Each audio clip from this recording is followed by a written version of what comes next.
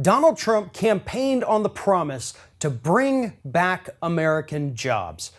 He said both on the campaign trail and since becoming president that any new oil pipeline in this country or any pipeline being repaired or retrofitted was going to be made with U.S. steel so that those jobs, those steel manufacturing jobs in America, were secured.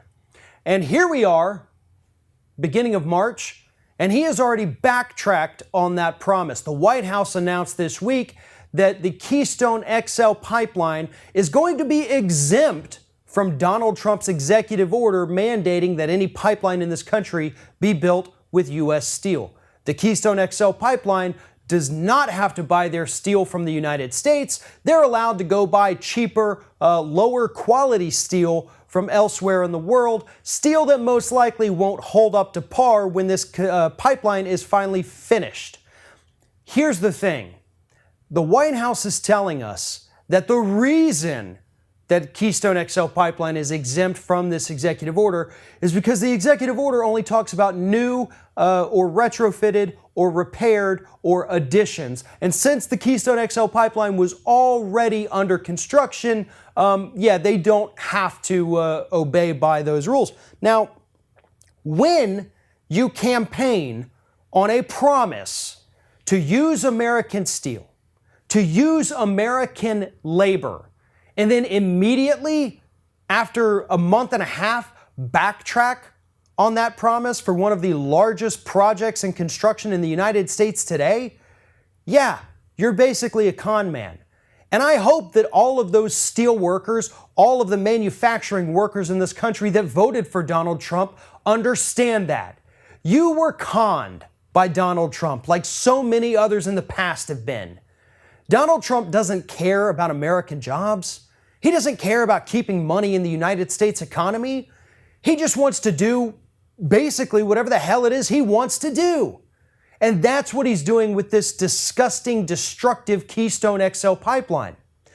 Forget for a minute that they're not even going to use U.S. steel. Let's talk about the fact that we don't even need this stupid pipeline. It's going to go from Canada down to the Gulf Coast so that TransCanada can sell oil and natural gas on the overseas market. This is not American energy. This is not anything that's going to benefit American citizens. It's a Canadian company trying to make more money by poisoning the environment here in the United States. There is no reason why we should allow this to happen. Yet Donald Trump has signed off on it. It's going to be constructed. It's going to be constructed with low-quality foreign materials so that we can pretty much ensure that we're going to have some leaks in this pipeline. And as anybody who's followed the pipeline since its early days understands, there will not be inspections of this pipeline. A keyhole leak that is able to leak hundreds of thousands of gallons of oil would not be detected or could flow undetected for at least 3 weeks. Their maximum oversight of this is that once a month or so, they're going to have flyovers to make sure they don't see any visible oil on the surface of the land. Forget about the oil that's seeping into the water, the aquifers, things like that. We're just going to make sure it's not coming up to the top where people can see it. So the pipeline is a bad idea. Telling them that they don't have to use U.S. production to make it is a bad idea. There is nothing about this pipeline that is going to benefit the United States. Donald Trump knows that. Every Republican knows that. TransCanada knows that. And they're still going forward with it anyway.